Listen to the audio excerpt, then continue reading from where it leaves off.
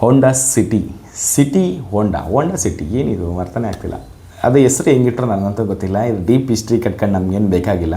ತುಂಬ ಜನ Honda City ಬಗ್ಗೆ ವಿಡಿಯೋ ಮಾಡಿ, ಎಸ್ಪೆಷಲಿ ಐ ವಿ ಟೆಕ್ ಅದೇನು ಡಿಫ್ರೆನ್ಸ್ ಇದೆ ಅಂದರೆ ಪೆಟ್ರೋಲ್ ಡೀಸೆಲ್ ಅಷ್ಟೇ, ಸಿಂಪಲ್ ಇನ್ನೇನಿಲ್ಲ.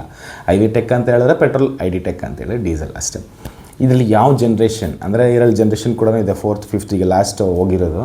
ಇವಾಗ ಆಲ್ಮೋಸ್ಟ್ ಇಲ್ಲ. ಈಗ ಹೋಂಡಾ ಸಿಟಿ ಸುಮ್ಮನೆ ಹೆಸರಿಗೆ ಇದೆ ಅಷ್ಟೇ ಇಂಡಿಯಾದಲ್ಲಿ, ಬಟ್ ಆ್ಯಕ್ಚುಲಿ ರಿಯಾಲಿಟಿಗೆ ಬಂದಾಗ ಇಲ್ಲ. ಬಟ್ ಯೂಸ್ಡ್ ಮಾರ್ಕೆಟ್ನಲ್ಲಿ ಬಜೆಟಲ್ಲಿ ಸಿಗುತ್ತಾ? ದೆಹಲಿನಲ್ಲಿ ಎಷ್ಟಾಗುತ್ತೆ, ಇಲ್ಲಿ ಎಷ್ಟಾಗುತ್ತೆ, ಯಾವ ವೇರಿಯಂಟ್ ಬೆಟರ್, ಪೆಟ್ರೋಲ್ ಬೆಟರಾ ಅಥವಾ ಡೀಸೆಲ್ ಬೆಟ್ರಾ? ಅದರಲ್ಲೂ ಮ್ಯಾನ್ಯುಯಲ್ ಇದೆ, ಆಟೋಮೆಟಿಕ್ ಇದೆ, ಮತ್ತು ಕೆಲವೊಂದರಲ್ಲಿ ಸನ್ರೂಫ್ ಕೂಡ ಇದೆ. ಯಾವುದು ಬೆಟರ್ ಆಪ್ಷನ್ ಆಗಿರುತ್ತೆ? ಇದೆಲ್ಲನೂ ಕೂಡ ಈ ವಿಡಿಯೋದಲ್ಲಿ ಹೇಳ್ತೀನಿ. ಈ ವಿಡಿಯೋನ ಪೂರ್ತಿಯಾಗಿ ನೋಡಿ. ಹಾಗೆ ನಿಮ್ಮಲ್ಲಿ ಯಾರಿಗೆ ಅದರ್ ಸ್ಟೇಟ್ ವೆಹಿಕಲ್ ಅಥವಾ ಕರ್ನಾಟಕದ ವೆಹಿಕಲ್ಗಳು ಯಾವುದಾದ್ರೂ ಬೇಕಿತ್ತು ಅಂತ ಹೇಳಿದರೆ ನಿಮಗೆ ಒಳ್ಳೊಳ್ಳೆ ಉತ್ತಮವಾದ ಡೀಲ್ನ ಮಾಡಿಸ್ಕೊಂಡು ಕೊಡ್ತೀನಿ ಅಂತ ಹೇಳ್ತಾ ಈ ನಂಬರ ಕಾಂಟ್ಯಾಕ್ಟ್ ಮಾಡಿ. Thank you so much. Let start the video. ಮೊದಲನೇದಾಗಿ ಸೂಪರ್ ಆಗಿರುವಂತಹ ಗಾಡಿ, ಒಳ್ಳೆ ಪರ್ಫಾರ್ಮೆನ್ಸ್ ಓರಿಯೆಂಟೆಡ್, ಹಾಗೆ ಒಂದೊಳ್ಳೆ ರಿಚ್ ಲುಕ್ನ ಕೊಡುತ್ತೆ ಎಕ್ಸ್ಟೀರಿಯರ್ ಮತ್ತು ಇಂಟೀರಿಯರ್. ಅಷ್ಟೇ ಅಲ್ಲ, ಹೈವೇ ಕಂಫರ್ಟ್ ಮಾತ್ರ ಟಾಪ್ ನಾಚ್. ಅಂತಹ ಒಳ್ಳೆ ಗಾಡಿ ಆಲ್ಮೋಸ್ಟ್ ಇವತ್ತು ಅವನತಿ ಅಂಚಿಗೆ ಬಂದ್ಬಿಟ್ಟಿದೆ. ಇದಕ್ಕೆ ಕಾರಣ ಎಲ್ಲರೂ ಗೊತ್ತಿರೋಂತಹ ನಮ್ಮ ಅಚ್ಚುಮೆಚ್ಚಿನ ಸರ್ಕಾರಿ ನಿರ್ಮಿತ ರಸ್ತೆಗಳು ಮೊದಲನೇ ಕಾರಣ. ಎರಡನೇದು ನಮ್ಮ ಜನರಲ್ಲಿ ಉತ್ಸಾಹ, SUV, ಕ್ರಾಸ್ ಓವರ್, ದೊಡ್ಡ ಗಾಡಿಗಳು, ಟೇಸ್ಟ್ ಚೇಂಜಸ್ ಆಗಿರುವಂಥದ್ದು. ಆ್ಯಂಡ್ ಅಫ್ಕೋರ್ಸ್ ಕಾಲ ಬದಲಾಗಿದೆ, ಜನಕ್ಕೆ ಏನು ದೊಡ್ಡದಾಗಿರೋಂಥದ್ದು ಕಾಣಿಸ್ಬೇಕು, ದೊಡ್ಡದಾಗಿರೋ ಥರ ತೋರಿಸ್ಬೇಕು. ಅದಕ್ಕೆ ಈ ಗಾಡಿಗಳಿಗಿಂತ ಆ ಥರ ಗಾಡಿಗಳು ತುಂಬ ಅಂಥೇಳಿ ಜನರ ಮೈಂಡ್ಸೆಟ್ ಚೇಂಜ್ ಆಗಿರೋದು. ಈ ಎರಡು ಆ್ಯಕ್ಚುಲಿ ಮೇಜರ್ ರೀಸನ್, ಬೇರೆ ಏನೂ ಇಲ್ಲಪ್ಪ. ನೆಕ್ಸ್ಟ್, ಈಗ ಈ ಗಾಡಿದು ಪ್ಲಸ್ ಮೈನಸ್ ಕಡೆಗೆ ಬಂದುಬಿಡೋಣ. ಈ ಗಾಡಿದು ಪ್ಲಸ್ ಕಡೆಗೆ ಬರೋದಾದರೆ ಎಷ್ಟೊಂದು ಇದೆಯಪ್ಪ. ಫಸ್ಟ್ ನಾನು ಆಲ್ರೆಡಿ ಹೇಳಿದ್ದೀನಿ, exterior, interior, rich look, super. Actually Honda City ನಾನು ಆಗ ಈ 13-14 ಈ ಟೈಮಲ್ಲೆಲ್ಲ ಹೋಂಡಾ ಸಿಟಿ ಇಟ್ಟಿದ್ದಾರೆ ಅಂತ ಹೇಳಿದ್ರೆ ಅದು ಸ್ವಲ್ಪ ಶ್ರೀಮಂತರ ಥರನೇ ಫೀಲಿಂಗ್ ನನಗೆ ಆಗ್ತೈತೆ. ಯಾಕಂದ್ರೆ ಆ ಗಾಡಿನ ಒಂದು ಸ್ಪೆಷಲಿ ಸೈಡ್ ಆ್ಯಂಗಲಿಂದ ಅಂದರೆ ಹಿಂಗೆ ನೋಡ್ತೀವಲ್ಲ, ಎಷ್ಟು ಕ್ಯೂಟಾಗಿ ಕಾಣಿಸಿದ್ರೆ ಅಷ್ಟು ಕ್ಯೂಟಾಗಿ ಕಾಣಿಸ್ತಾಯಿತ್ತು.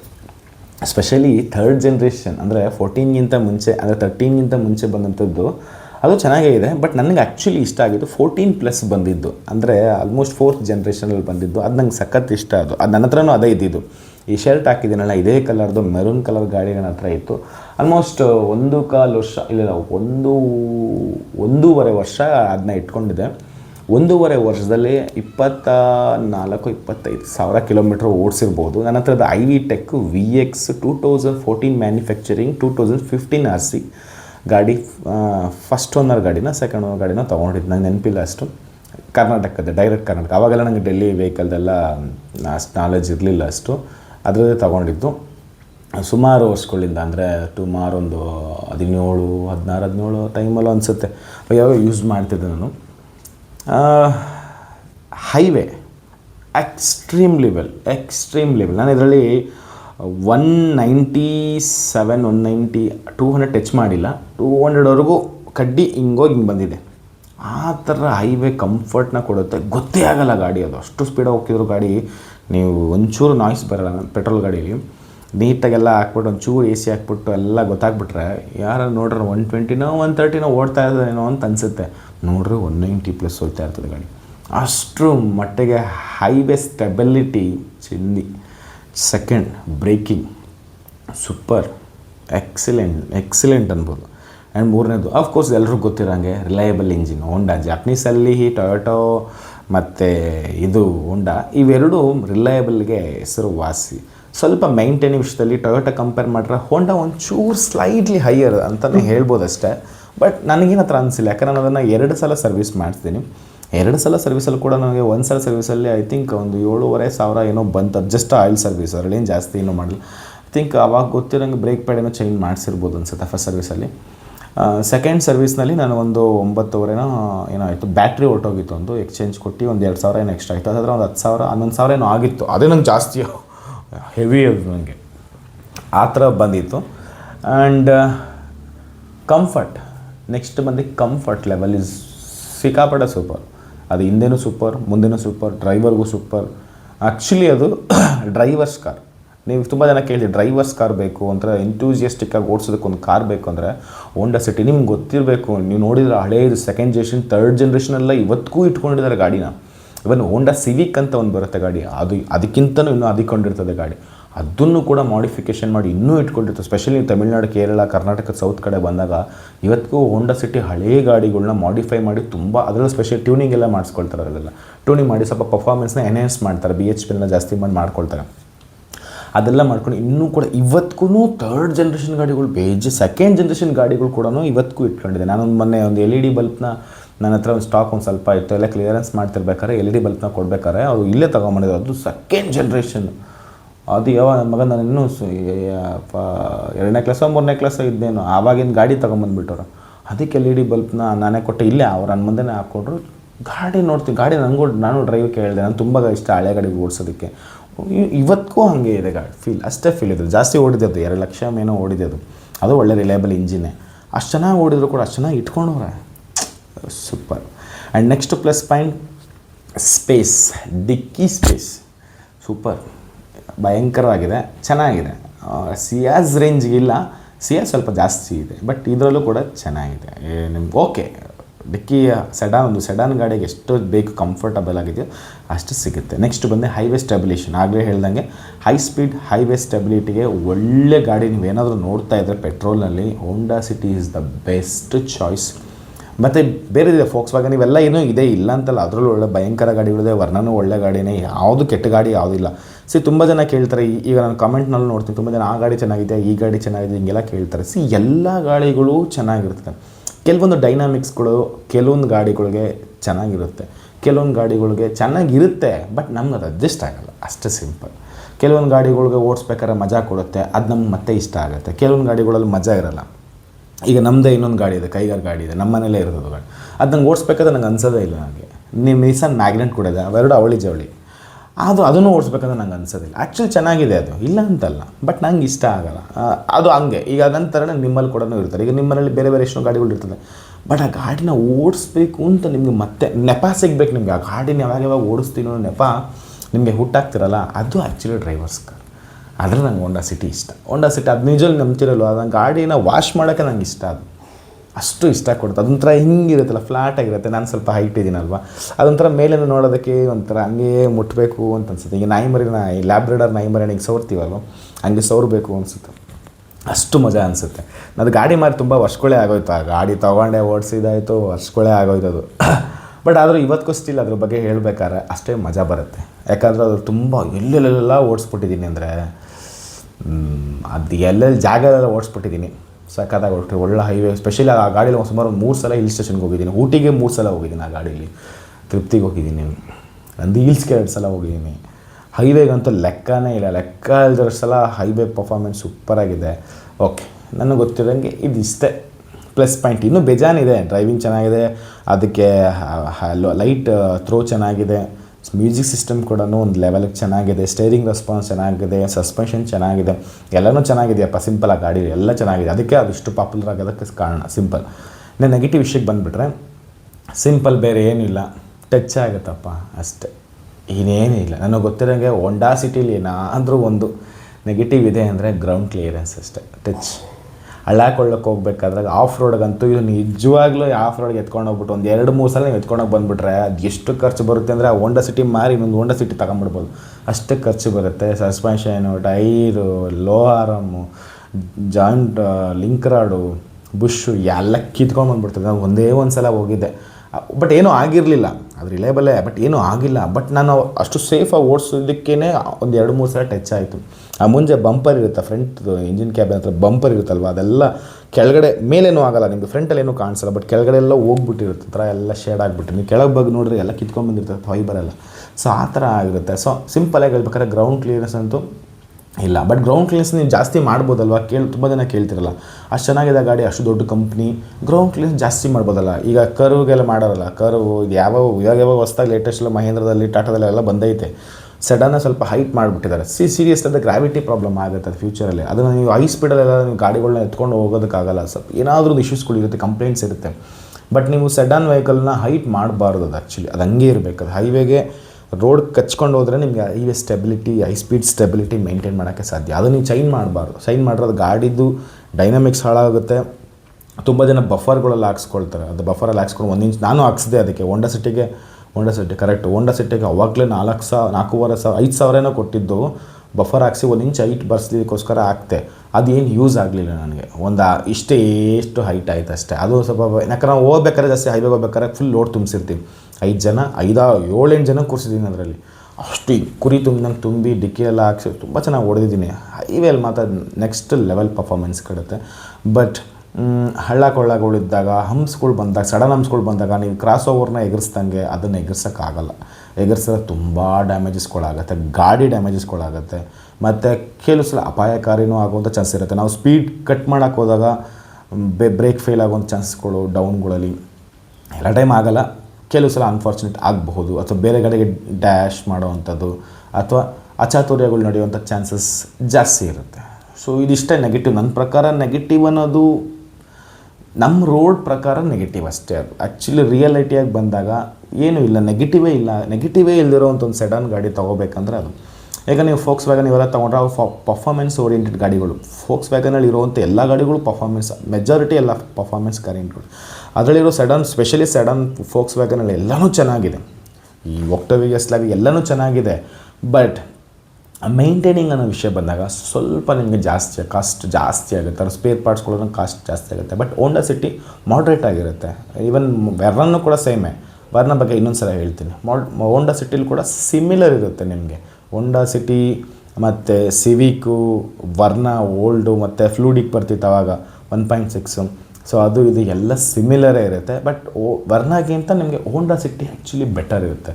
ಸ್ಪೆಷಲಿ ನೀವು ಪೆಟ್ರೋಲಲ್ಲಿ ಸೆಡನ್ ನೋಡ್ತಾ ಇದ್ದೀರಾ, ಮೈಲೇಜು ಒಂದು ಲೆವೆಲ್ಗೆ ಬೇಕು ಅಂದರೆ ಒಂದು ಹೈವೇನಲ್ಲಿ ಒಂದು ಲೋ ಫುಟ್ ಮೇಂಟೈನ್ ಮಾಡಿದ್ರೆ ಒಂದು 17 ಕೊಡ್ಬೋದು. ಅದು 1.5 ಲೀಟ್ರದು. ಸಿಟೀಲಿ ನಿಮ್ಗೊಂದು 14 ಬರೋಲ್ಲ, ಒಂದು 13-14 ಎಕ್ಸ್ಪೆಕ್ಟ್ ಮಾಡಬಹುದು.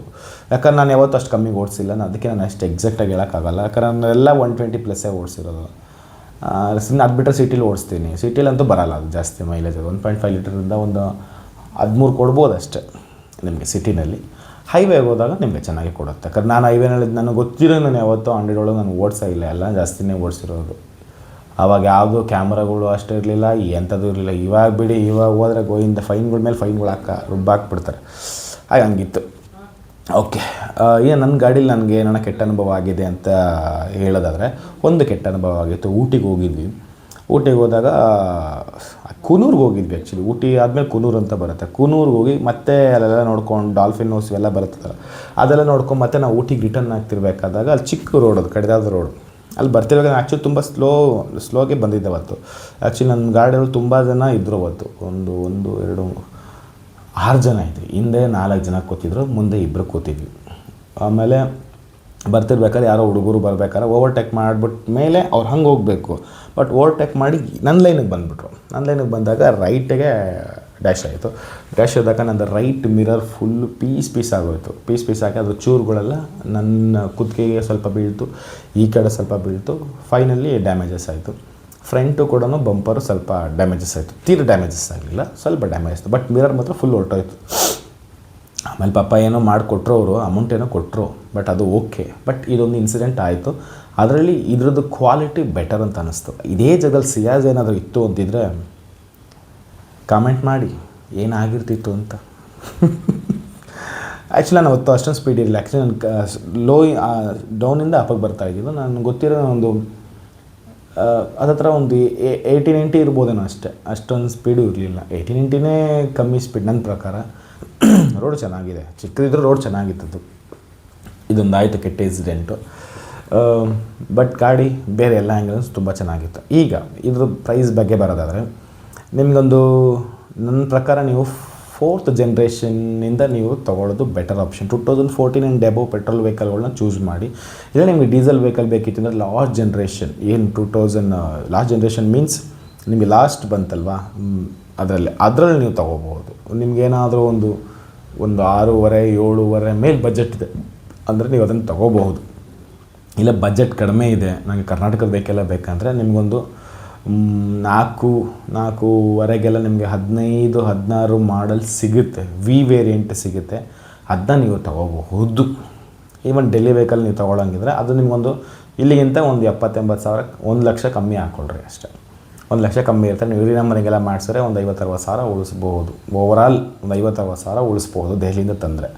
ಇಲ್ಲಿಂದ ಚೆನ್ನಾಗಿರುತ್ತೆ, ಅಲ್ಲಿ ಚೆನ್ನಾಗಿ. ತುಂಬ ಜನ ಕೇಳ್ತಾರೆ ಡೆಲ್ಲಿ ವೆಹಿಕಲ್ಗೂ ಇಲ್ಲಿ ವೆಹಿಕಲ್ ಕ್ವಾಲಿಟಿ ಏನಿಲ್ಲ, ಅದು ಹೆಂಗೆ ಮೇಂಟೈನ್ ಮಾಡಿರ್ತಾರೋ ಅದ್ರ ಮೇಲೆ ಡಿಪೆಂಡ್ ಆಗಿರುತ್ತೆ ಅಷ್ಟೇ. ನಿಮ್ಮ ಕರ್ನಾಟಕದ ವೆಹಿಕಲ್ ದರಿದ್ರವಾಗಿರೋದು ನೋಡಿದ್ದೀನಿ, ಡೆಲ್ಲಿ ವೆಹಿಕಲ್ ಸೂಪರಾಗಿರೋದು ನೋಡಿದ್ದೀನಿ. ಈಗ ನೆನ್ನೆ ಒಂದು ಇನ್ಸ್ಪೆಕ್ಷನ್ ಮಾಡಿರೋ Duster automatic, left side door ಒಂದೇ ಒಂದು ರೀಪೇಂಟ್ ಆಗಿದೆ ಅಷ್ಟೇ, ಟಚ್ ಆಗಿ ಮರಕ್ಕೆ ಟಚ್ ಆಗಿ ಒಂದೇ ಒಂದು ರೀಪೇಂಟ್ ಆಗಿದೆ. ರನ್ನಿಂಗ್ ಬೋರ್ಡ್ ಏನಾಗಿಲ್ಲ, ಬರೀ ಡೋರ್ ಮಾತ್ರ ಆಗಿರೋದು. ಅದೊಂದು ಇಶ್ಯೂಸ್ ಬಿಟ್ಟರೆ ಇಡೀ ಗಾಡೀಲಿ ಒಂದು ಕಂಪ್ಲೇಂಟ್ ಇಲ್ಲ. ಆ ಗಾಡಿ ಯಾವ ಕಾಲದ್ದು ಗೊತ್ತಾ? ಐ ಥಿಂಕ್ 17ನೇ ಮಾಡಲ್, ಫೇಸ್ ಲಿಫ್ಟ್ ವರ್ಷನ್. ಏನೂ ಇಲ್ಲ ಕಂಪ್ಲೇಂಟ್. ಅದು ಆಟೋಮೆಟಿಕ್ ಗಾಡಿ, ಕಂಪ್ಲೇಂಟೇ ಇಲ್ಲ. ಎಂತ ಮಾಡೋದು? ಒಂದೊಂದು ನೋಡಿ ಈ ಥರ ಗಾಡಿಗಳು ಸಿಗುತ್ತೆ. ಇನ್ನೊಂದು ರೀಸೆಂಟಾಗಿರೋದು ಇಲ್ಲೇ ಒಂದು ನೋಡಿದ್ವಿ, ಬೇರೆ ಗಾಡಿ ಒಂದು ನೋಡಿದ್ವಿ. ಗಾಡಿ ಹೆಸರು ಬೇಡ, ಯಾಕಂದ್ರೆ ಅವರು ಈ ವಿಡಿಯೋ ನೋಡ್ತಿರ್ತಾರೆ. ಅವ್ರ ಹತ್ರನೇ ಅವ್ರದ್ದು ಸೇಲ್ ಮಾಡ್ಕೊಂಡು ಕೊಡಿ ಅಂತ ಹೋಗಿದ್ದು. ಅವ್ರ ಮನೇಲಿ ಇನ್ಸ್ಪೆಕ್ಷನ್ ಮಾಡಿಸಿದ್ವಿ. ಅದು ನೋಡಿದ್ರೆ ಕಮ್ಮಿನೇ ಓಡಿರೋದು. ಆ್ಯಕ್ಚುಲಿ ರಿಯಲಾಗೆ ಕಮ್ಮಿ ಓಡಿದೆ ಅದು, ಬಟ್ ಗಾಡಿ ತುಂಬ ಅಧ್ವಾನವಾಗಿ ಇಟ್ಕೊಂಡಿದ್ರು. ಯಾಕಂದರೆ ನೀವು ಗೇರ್ಲೆಸ್ಸರ್ ತೊಗೊಳ್ಳಿ, ಗೇರ್ ಗಾಡಿಯವ್ರು ತೊಗೊಳ್ಳಿ, ಗಾಡಿನ ಹೆಂಗೆ ಮೇಂಟೈನ್ ಮಾಡ್ತಿರೋ ಅದು ಮ್ಯಾಟ್ರ್ ಆಗುತ್ತೆ. ಕಿಲೋಮೀಟ್ರ್ ಓಡಿರೋದು ಯಾವತ್ತೂ ಮ್ಯಾಟ್ರ್ ಆಗೋಲ್ಲ. ಅದು ಗಾಡಿದು ವ್ಯಾಲ್ಯೂಸ್ನ ಮಾತ್ರ ಏನಂದರೆ ಸಿಂಬಲಿಕ್ ಆಗಿ ತೋರಿಸುತ್ತೆ ಅಷ್ಟೇ ವಿನಃ ನಿಮ್ಗೆ ಅದನ್ನು ಯಾವತ್ತೂ ಕೂಡ ಅದು ಗಾಡಿ ಕಂಡೀಷನ್ ಯಾವತ್ತೂ ಮ್ಯಾಟ್ರ್ ಆಗೋಲ್ಲ. ಸೊ ಅದು ಸ್ಪೆಷಲಿ ಹೋಂಡಾ, ಟೊಯೋಟಾ ಅನ್ನೋ ಇದಕ್ಕೆ ಅದು ಮ್ಯಾಟ್ರೇ ಆಗೋಲ್ಲ. ಟೈಮ್ ಟು ಟೈಮ್ ನೀವು ಸರ್ವಿಸ್ ಮಾಡಿಸಿ ಚೆನ್ನಾಗಿ ಗಾಡಿನೆಲ್ಲ ಇಟ್ಕೊಂಡಿದ್ರೆ ನೀವು ಯಾವ ಇಯರ್ದು ಬೇಕಾದ್ರೂ ತೊಗೋಬೋದು, ಎಷ್ಟು ಕಿಲೋಮೀಟ್ರ್ ಓಡಿರೋ ಗಾಡಿನೂ ತೊಗೋಬೋದು. ಈಗ ನನ್ನ ಹತ್ರನೇ ಈಗ ನಮ್ಮದೇ ಮನೆಯಲ್ಲೇ ಕೈಗಾರ ಗಾಡಿ ಇದೆ, ಅದು ಜಾಸ್ತಿ ಓಡಿಲ್ಲ, 30 ಸಾವಿರ ಓಡಿರೋದು. ಬಟ್ ಆ ಗಾಡಿ ಒಂಥರ ಇದೆ, ಅದು ಗಾಡಿ 30 ಸಾವಿರ, ರಿಯಲಾಗಿ 30 ಸಾವಿರ ಓಡಿರೋದು. ಬಟ್ ನನ್ನ ಹತ್ರ ಇರೋ ಫಾರ್ಚುನರ್ ಲಕ್ಷಾಂತರ ಕಿಲೋಮೀಟ್ರ್ ಓಡಿದೆ, ಸೂಪರಾಗಿದೆ, ಗೂಳಿ ನುಗ್ದಂಗೆ ನುಗ್ತದೆ. It's different. ಇನ್ನು ಅದೇ ವರ್ಷ ಇನ್ನೊಂದು ಟಾಟಾ ಟಿಯಾಗೋ ಇದೆ, ಅದು ಜಾಸ್ತಿ ಓಡಿಸಿದ್ದೀನಿ. ಈ ಟಾಟಾ ಟಿಯಾಗೋ ಇವಾಗೆಲ್ಲ ಸೇಲ್ ಮಾಡಿಬಿಟ್ಟೆ ಹೋದ ವರ್ಷನೇ. ಬಟ್ ಟಾಟಾ ಟಿಯಾಗೋ ಎಕ್ಸೆಡ್ ವರ್ಷನ್ನು ಪೆಟ್ರೋಲ್ ವರ್ಷನ್ ಇಟ್ಕೊಂಡಿದ್ದೆ. ಅದೂ ಅಷ್ಟು ಹಳ್ಳ ಕೊಳ್ಳಕ್ಕೆಲ್ಲ ಎತ್ತಾಕಿದ್ದೀನಿ, ಹೆಂಗೆ ಅಂದ್ರೆ ಹಂಗೆಲ್ಲ ಓಡಿಸಾಕಿದ್ದೀನಿ. But time to time maintain ಮಾಡಿರೋದಕ್ಕೆ ಆ ಗಾಡಿ ಸೀರಿಯಸ್ಲಿ ನಂಬ್ತಿರೋ ಇಲ್ವೋ ತುಂಬ ಜಾಸ್ತಿ ಓಡಿಸಿದ್ದೆ ಅದನ್ನು. ಅಷ್ಟೇ ನೀಟಾಗಿ ಅಷ್ಟೇ ಅಚ್ಚುಕಟ್ಟಾಗಿ ಇಟ್ಟಿದ್ದೀನಿ. ಕೊಡಬೇಕಾದ್ರೂ ಅಷ್ಟೇ ಒಳ್ಳೆ ಬೆಲೆಗೆ ಸೇಲ್ ಆಯಿತು. ತಮ್ಮ ಸ್ವಲ್ಪ ದುಡ್ಡು ಅರ್ಜೆಂಟ್ ಇತ್ತು ಅನ್ನೋದಕ್ಕೋಸ್ಕರ ನಾನು ಕಾಸ್ಟ್ 24ಗೆ ಸೇಲ್ ಮಾಡಿದ್ದು. ಕಾಸ್ಟ್ 24 ಅವ್ರು ನಂಗೆ ಒಳ್ಳೆ ಪ್ರೈಸ್ ಯಾರೂ ಕೊಟ್ಟಿಲ್ಲ, ಕೊಡೋದು ಇಲ್ಲ. ಆ ಟೈಮ್ಗೆ ಅದು ಒಳ್ಳೆ ಪ್ರೈಸ್ ಅದು. ಯಾಕಂದ್ರೆ ಗಾಡಿ ಅಷ್ಟು ಚೆನ್ನಾಗಿ ಮೇಂಟೈನ್ ಮಾಡ್ಕೊಂಡಿದ್ದೆ, ಅಷ್ಟು ನೀಟ್ ಡಾಕ್ಯುಮೆಂಟ್ಸು ಚೆನ್ನಾಗಿ ಇಟ್ಕೊಂಡಿದ್ದೆ. ಗಾಡಿನೂ ಅಷ್ಟೇ ಒಂದು ಸ್ಕ್ರಾಚ್ ಆಗಿಬಿಟ್ಟಿರಲಿಲ್ಲ. ಸ್ಕ್ರಾಚಸ್ ಆಗಿರುತ್ತೆ, ಬಟ್ ಆ ರೇಂಜಿಗೆ ನೋಡ್ಕೊಂಡಿದ್ದೀವಿ. ಸೊ ಹಾಗೆ ಗಾಡಿ ನಂಬರ್ ಮುಖ್ಯ ಆಗೋದೇ ಇಲ್ಲ. ಅಂದರೆ ಓಡೋಮೀಟರ್ ನಂಬರ್ ಯಾವತ್ತೂ ಮುಖ್ಯನೇ ಆಗಲ್ಲ. Time to time service, at present condition ಹೆಂಗಿದೆ, ಹೆಂಗೆ ಮೇಂಟೈನ್ ಮಾಡಿದ್ದಾರೆ, ಅದೇ ಆ್ಯಕ್ಚುಲಿ ಮ್ಯಾಟರ್ ಆಗೋದು. ಕಿಲೋಮೀಟರ್ ಅದು ವರ್ಕ್ ಆಗೋಲ್ಲ, ಸುಳ್ಳದು, ಕಾನ್ಸೆಪ್ಟ್ ರಾಂಗ್ ಅದು. ಓಕೆ, ಅದ್ರ ಬಗ್ಗೆ ಸಲ ವೀಡಿಯೋ ಮಾಡ್ತೀನಿ. ಸದ್ಯಕ್ಕೆ ಇದಿಷ್ಟೇ. ಸೊ ಹೋಂಡಾ ಸಿಟಿ ನೋಡ್ತಿರೋವಂಥವ್ರಿಗೆ ಒಳ್ಳೆ ಆಪ್ಷನ್. ಯಾರನ್ನ ಸಡನ್ ಲವರ್ಸ್ಗಳಿದ್ರೆ ಸೊ ಹೋಂಡಾ ಸಿಟಿನ ಸಿಕ್ಕಿದ್ರೆ, ಕಮ್ಮಿ ಬೆಲೆಗೆ ಏನಾದರೂ ಸಿಕ್ಕಿದ್ರೆ, specially 4th generation. 5th generation ಯಾಕೆ ಬೇಡ ಅಂತೀನಿ ಅಂತ ಹೇಳಿದ್ರೆ, 5th ಜನರೇಷನ್ ಒಂದು ಕಾಸ್ಟ್ ಎಫೆಕ್ಟ್ ಜಾಸ್ತಿ ಇದೆ ಕಾಸ್ಟು, ಮತ್ತು ಬಿಲ್ಟ್ ಕ್ವಾಲಿಟಿ ಕಮ್ಮಿ ಮಾಡಿಬಿಟ್ಟಿದ್ದಾರೆ. ಒಳಗೆ ಸೂಪರಾಗಿದೆ, ಒಳಗೂ ಚೆನ್ನಾಗಿದೆ, ಹೊರಗೂ ಎಕ್ಸಲೆಂಟ್ ಆಗಿದೆ, ಅದ್ರ ಬಗ್ಗೆ ಎರಡು ಮಾತಿಲ್ಲ.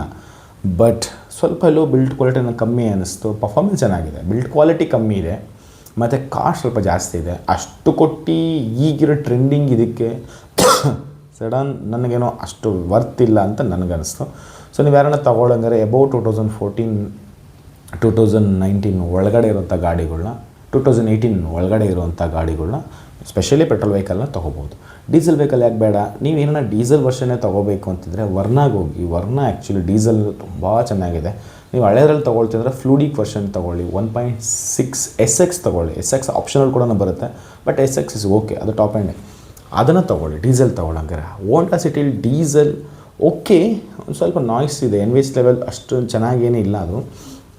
ಬಟ್ ಓಕೆ, ಐಸೋಲೇಷನ್ ಲೆವೆಲ್ ನಿಮಗೆ ಪ್ರಾಬ್ಲಮ್ ಇಲ್ಲ ಅಂದರೆ ನೀವು ID.Tech ಕೂಡ ತೊಗೋಬೋದು. ಅದನ್ನು ಕೂಡ ಒಳ್ಳೆ ಸೇಮ್ ಚೆನ್ನಾಗಿ ಒಳ್ಳೆ ಇಂಜಿನೇ ಇದು. ಚೂರು ಮೈಲೇಜ್ ಸ್ವಲ್ಪ ಎನ್ಹ್ಯಾನ್ಸ್ ಆಗುತ್ತೆ, ಇದಕ್ಕೆ ಕಂಪೇರ್ ಮಾಡೋದು ಚೆನ್ನಾಗಿದೆ. ಸೊ ಹಾಗಾಗಿ Honda City one of the best choice ಅಂತಲೇ ಹೇಳ್ಬೋದು. ಸೂಪರ್. ನನಗೇನು ಯಾವ ಗಾಡಿ ಪ್ರಾಬ್ಲಮ್ ಯಾವತ್ತೂ ಬಂದಿಲ್ಲ.